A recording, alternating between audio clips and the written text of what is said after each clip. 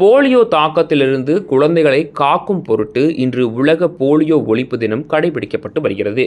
இந்த நிலையில் தமிழ்நாடு அரசு சார்பில் மாநிலம் முழுவதும் சிறப்பு முகாம்கள் அமைக்கப்பட்டு போலியோ சொட்டு மருந்து வழங்கப்பட்டது. அதனை தற்போது காணலாம்.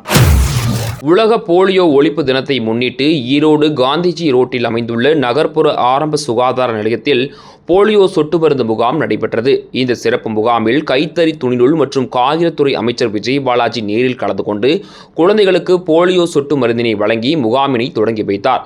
இந்த தொடக்க விழாவில் நாடாளுமன்ற உறுப்பினர்கள், சட்டமன்ற உறுப்பினர்கள் மற்றும் உள்ளாட்சி அமைப்புகளின் பிரதிநிதிகள் உள்ளிட்ட முக்கிய பிரமுகர்கள் பலர் கலந்து கொண்டனர்.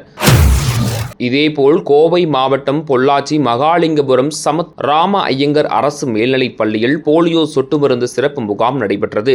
இந்த முகாமில் கலந்து கொண்ட பொள்ளாச்சி சட்டமன்ற உறுப்பினர் நித்யானந்தன் குழந்தைகளுக்கு போலியோ சொட்டு மருந்து வழங்கி முகாமை தொடங்கி வைத்தார். இந்த முகாமில் பொள்ளாச்சி நகரமன்ற தலைவர் ஷியாமலா, சுகாதாரத்துறையினர் என பலர் கலந்து கொண்டனர்.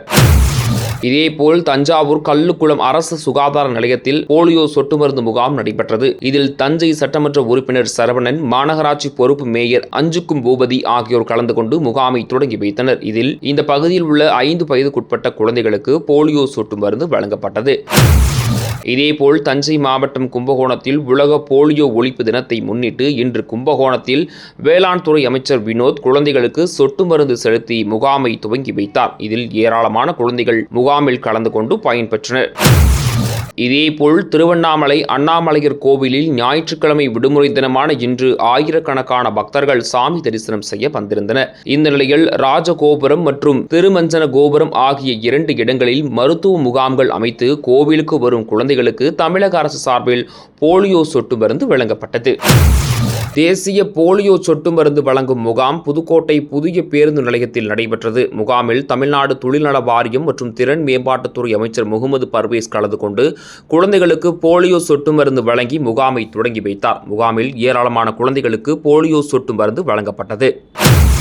இதேபோல் புதுச்சேரியில் 5 வயதுக்குட்பட்ட குழந்தைகளுக்கு போலியோ சொட்டு மருந்து வழங்கும் சிறப்பு முகாம் நடைபெற்றது. இதில் புதுச்சேரி கதிர்காம தில்லையடி வெள்ளியம்மை, மேட்டுப்பாளையம் ஆரம்ப சுகாதார நிலையங்களுக்கு முதலமைச்சர் ரங்கசாமி சென்று குழந்தைகளுக்கு போலியோ சொட்டு மருந்து போட்டு முகாமை துவங்கி வைத்தார். மேலும் போலியோ சொட்டு மருந்து போட வந்த குழந்தைகளிடம் சிரித்து பேசி நலம் விசாரித்தார். உடன் சட்டமன்ற உறுப்பினர் AKT ஆறுமுகம், அழகு சுகாதாரத்துறை செயலாளர், மருத்துவர்கள் உடனிருந்தனர்.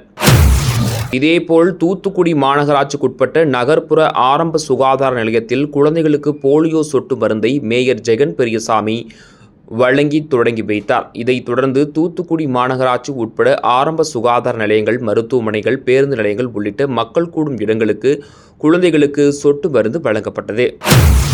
நாகப்பட்டினம் மாவட்டம் முழுவதும் 5 வயதிற்குட்பட்ட குழந்தைகளுக்கு போலியோ தடுப்பு சொட்டு மருந்து வழங்க மொத்தம் 446 சிறப்பு முகாம்கள் அமைக்கப்பட்டுள்ளன. மாவட்ட சுகாதார அலுவலர் பிரதீப் கிருஷ்ணன் உத்தரவின் பேரில் நடைபெறும் இந்த முகாம்கள் மூலம் மொத்தம் 50,116 குழந்தைகள் பயனடைவார்கள் என திட்டமிடப்பட்டுள்ளது.